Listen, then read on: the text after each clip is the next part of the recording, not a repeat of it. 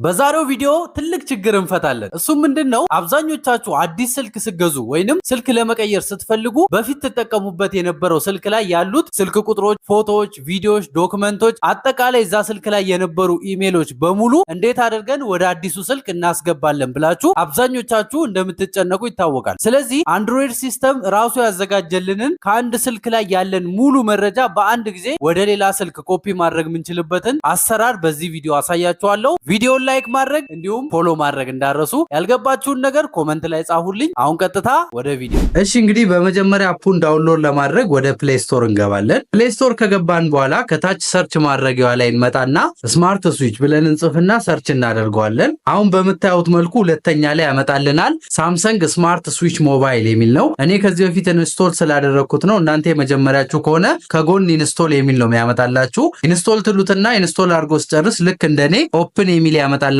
ኦፕን ትሉታላችሁ ማለት እንግዲህ አፑን ሁለቱም ስልክ ላይ ነው የምትጭኑት። አሮጌውም ስልክ ላይ እንዲሁም ደግሞ አዲስ የምትጠቀሙት ስልክ ላይ መጫን አለባችሁ። ሁለቱም ላይ ከጫናችሁ በኋላ ትከፍቱትና ሁለቱም ላይ ልክ እንደዚህ አይነት ኦፕሽን ያመጣላችኋል። አሮጌው ስልክ ላይ ትሄዱና ቀጥታ ሴንድ ዳታ ትሉታላችሁ። ከዛ በኬብል ነው በዋይፋይ ነው አገናኝታችሁ ፋይሎቹን የምትልኩት ይላችኋል። ኬብል የተሻለ ስለሆነ ሁለቱንም ስልክ በኬብል በታይፕ ሲ ታገናኙታላችሁ። ከዛ በኋላ ኬብል ሚለውን ትመርጣላችሁ ማለት ነው። እዛኛውም ስልክ ላይ ደግሞ ትሄዱና እዚህ ላይ ሴንድ ነበር ያልነው እዛኛው ላይ ሪሲቭ ሚለውን ትመርጡና ኬብል ሚለውን ስትመርጡ አውቶማቲካሊ ሁለቱም ስልኮች እርስ በርስ በገመድ ይገናኛሉ። ከዛ በኋላ ስልካችሁ ላይ ያሉትን ፎቶዎች፣ ቪዲዮዎች፣ ዶክመንቶች፣ ሴቲንጎች፣ ጎግል አካውንቶች፣ ስልክ ቁጥሮች እንዳለ አንድ ነገር ሳይቀር ኮፒ ያደርግላችኋል። እዚህኛው አሮጌ ስልክ ላይ ስትጠቀሙት የነበረ ነገር በሙሉ ኮምፕሊትሊ እዛም ላይ ኮፒ ይሆናል ማለት ነው። በዚህ መልኩ በቀላሉ ፋይሎችን ማሸጋገር ትችላላችሁ ማለት ነው። እሺ እንግዲህ የቲክቶክ ፋሚሊዎች ይህንን ቪዲዮ ሁላችሁም እንደወደዳችሁት እርግጠኛ ነኝ። ፎሎ ማድረግ ቪዲዮንም ላይክ ማድረግ እንዳረሱ። ያልገባችሁን ነገር በግልጽ ኮመንት ላይ ጻፉልኝ፣ የሁላችሁንም መልሳለሁ። ቀጣይ በሌላ አሪፍ ቪዲዮ ተመልሼ እመጣለሁ። እስከዛው ድረስ ይመቻችሁ።